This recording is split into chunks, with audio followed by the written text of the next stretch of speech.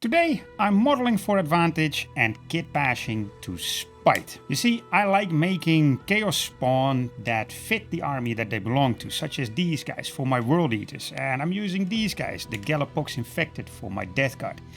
But I was thinking, what if I can make some nasty spawns to piss off my opponents? So I'm making a chaos spawn that's gonna be inspired by or based off Bjorn the Fell-handed from the Space Wolves. You know, the little dreadnought. He didn't get a new model with the latest Space Wolves update, so I figured I'd make something for him. So when I play against a Space Wolf player, I can replace one of my regular spawn with this guy instead, and that might spite them, make him attack a spawn that they shouldn't be fighting against, and it's just fun to do. So the basis for this kitbash is one of these gorges from Warcry, because I think it's the perfect thing to kitbash into a sort of twisted, nasty Space Wolf. And I'm gonna start with this iconic lightning claw, and I know this thing from the Wolf and Dreadnought would probably look better on this beast, but I want to make a Bjorn monster. So I'm starting with his lightning claws, and I'm just gonna glue some of these nails onto him and see if maybe I have to let them be overgrown with demonic flesh. That's not bad at all. It has the same weird pose as Bjorn. It's always this sort of open claw. I guess that's what you get when somebody hacks off your arm. Anyway, the other side, he has this weird little minigun, and I really want to use this one and not something else because this is Bjorn's gun. And I don't really see how I can make it work with that block on the end, so I think I'm just going to rip off his arm that I just glued on and see if I can make it stick straight out of his wrists, like it's sort of, he took off his own hand and then stuck this thing on. Who knows? Let's see if we can make it fit. Now, that looks weird. That I think looks good. So I'm just going to snip off his arm right there. Yeah, I think that looks good. It's cool. He needs a little ammobelt or something to feed that gun, maybe into his side or under his arm, or maybe I will make a fur cloak because this model actually comes with a big skin cloak or a cloth cloak. I'll figure something out. I want to make it look a little bit like an obliterator. I think that's a cool kitbash. Now, he needs a head, of course. And I was originally thinking of using these heads that I have left over. These are from Logan, because I turned Logan into a Thousand Sun Sorcerer. Of course. What else would you kitbash him into? Like this. And he has his own little dogs that he's summoning. So I have those wolves head left over. But they're so small. Look at them. They're tiny. So I'm going to the cooler Logan, who has bigger wolves. And their heads, like this one over here, that I think is a pretty good fit.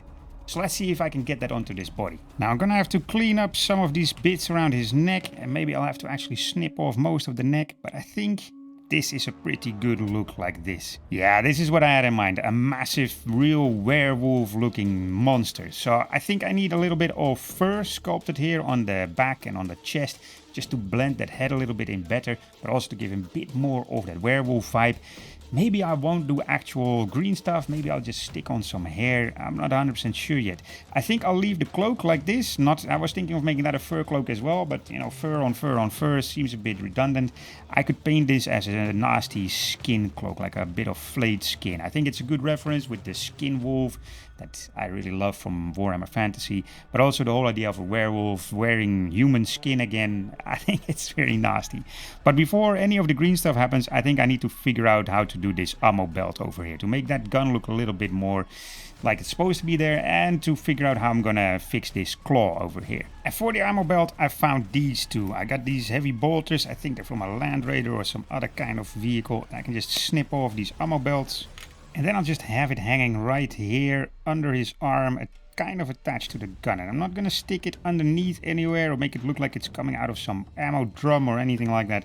I think this looks good enough, like he's swinging it along, because I kind of want to keep the body visible and I don't really want this to stick in there. Green stuff time. I'll do the gun first, and I'm just going to wrap a little strip of green stuff here where the gun connects to the arm, because then I can sculpt that into a furry sort of growth over the gun and the arm. So the gun has a nice growth over here that connects the gun to the arm, and on the other side I've done some tentacles just because I had quite a lot of space. And I quite like the idea that he stuck his hand into that claw and now the claw is holding on to him and he just won't let go. Time for a little bit of fur here around his neck, and I'm still not 100% sure if I'm sticking with green stuff fur or if I want to just glue on some hair or some grass tufts to simulate fur. But either way, I want to make a little bit of a fur pattern over here, and all I'm doing is just scraping with quite a pointy tool to make a sort of furry, hairy little bit of patch of skin, because I don't want this very nice fur cloak with lots of big tufts and healthy hair. That would just look too good. I want him to look like it's not doing too well, and there's just little patches of fur growing here. There, that looks good enough. And yeah, like I said, we'll figure out how I'm gonna paint it, if I'm gonna glue hair on there or not. But Bjorn has these two shin guards over there, and I'm gonna use those to give him a little bit of shoulder pad. But before that, I gotta get rid of these teeth that are sticking through his skin, just to make sure that the shoulder pad can actually sit flush with the wolf. There, he's coming along nicely, but I think with all of that chaos corruption, it's a good idea to make him look a little bit more like a space wolf again. So I've got some of these space wolf trophies and heads and icons and so on.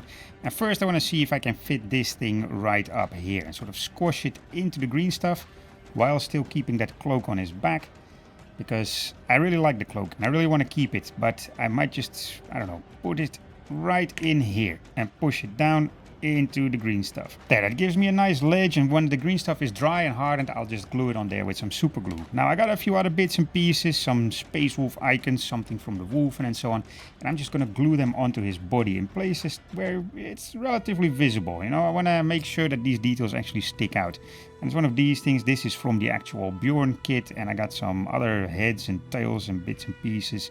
And I want to give him some trophies in the form of these wolfen heads, because I think that's a good way to add insult to injury and just make things even worse. Like a spawn of a space wolf collecting space wolf heads. Now there's a couple of things I want to achieve with this paint scheme. First off is that if people are playing next to me on another table during a tournament, and they look over, they can see that this is some kind of space wolf creature. So I'm gonna work with the space wolf colors, in particular this sort of light Fenrisian blue. And I'm gonna keep stippling, but with darker and lighter blues and grays in here, just to make the skin look pretty nasty and patchy and awful, because that's the second thing I want to achieve, is to make him look like he's not in a happy place. This is a suffering, horrible creature. Nice. He's looking a bit like one of those woad warriors, you know, the Britain, the Celts that paint themselves with blue dye to make them fight better in combat. I think that's a good one, and I think I'll stick with this sort of color for his skin.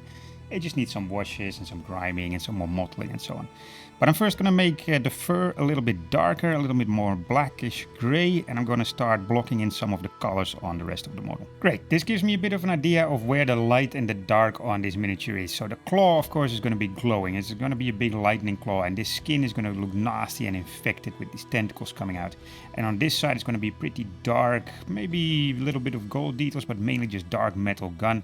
And then you have the head, and that's going to be a mix of everything. And at the same time, so the claw is light, and then on this side we have some lighter details, and that is dark, and on this side the leg is going to be pretty dark. Of course, the skin flaps and all of that stuff is going to be nice and bright red. But first I'm going to finish the skin. I got some Umbral Nightshade over here. This is from Villainy Inks. It's one of the blue enamels, and it's a really good, I think, base wash for the skin.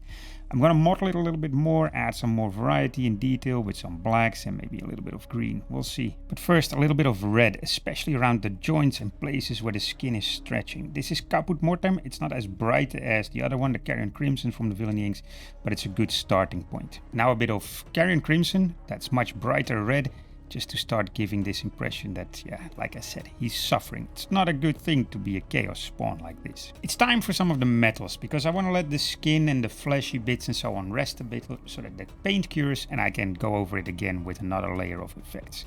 So I'm going for a pretty basic thing for all of the metals. I just want to make them look really worn and weathered, like this guy has been walking around for 10,000 years as a spawn. So I'm going to work on some very weathered bronze and brass. Like that, some nice brass with some verdigris on there. And I did the gun as well, some iron warriors with a bit of rust and silver on there, same as the ammobelt. I picked out a bunch of details, really just reinforcing, making the skulls a bit whiter, the teeth a bit whiter, did the eyes white. And I did this shoulder pad in the same colors as Bjorn has on his leg. Now the claw is ready for some glow effects. And I'm just going for a standard blue glow, because that's what Bjorn has as well. So some contrast frost heart over this white, followed by a couple of dry brushes. First Baharoth blue and then some white, just on the furthest tips. And then it's time to paint some of those skin flaps that he's wearing. And for that, I've got some Guilliman flesh and Flayed one flesh, and I'm just going to start stippling. Same as I did with his own skin, but then with the blues. This is just making it look rough and nasty, like It's been hanging here for a while. I stippled in some Bugman's Glow just for variety, and now I'm gonna give it a little bit of a wash with some Reichland Flesh Shake. But I'm trying to stipple it on to make it blotchy and to not just have it a very smooth glaze here. And then finally a bit of Carrion Crimson on the edges to make it look like this was just ripped off of something and carelessly hung on this monster. Yeah, that looks nasty. It's time to assemble him, put him on his base, and then go for the final touches. First, the Space Wolf heads. I'm gonna use some contrast paints to get a bit of yellow in here, because that's really the only color of the Space Wolves that is missing on this guy. And then grime wash all over. And my Bjorn spawn is done, and I'm happy with how it turned out, because if you're a Space Wolf player, you can look at this thing from a mile away and see, okay, this was somehow references Bjorn because of the claw and the gun as well. And I really like how it turned out. It's nasty, it's pretty grimdark, it's horrible, but still it's kind of funny. And I think it's a good way to spite my friends who play Space Wolves and just piss them off a little bit before the game starts. By the way, I had to go back and repaint that fleshy bit that's next to the claw, because it was just sort of dark purple and it disappeared into the skin of the wolf, and I didn't want that. I want it to be really separate and look nasty, like it's something parasitic that's clinging onto his arm and also killing and destroying the hand that is over there, like it's really rotting away, like something bad is going on here. Now the skin cloaks, I love them, the sort of human skin on a wolf, on a werewolf. It's nice, it's good, it gives a lot of flavor, and all the little Space Wolf bits give him that real Space Wolf vibe. I love how he turned out, and I'm definitely going to use him in most of my Chaos armies whenever I play against a Space Wolf player. Now I want to give a big thank you to my patrons and channel members. You guys rock. Thank you so much for your support. And go join the Discord. It's a really nice community where we show off our kit bashes, discuss things, give each other advice, inspiration, and so on and so forth. And maybe, in the meantime, check out this video next.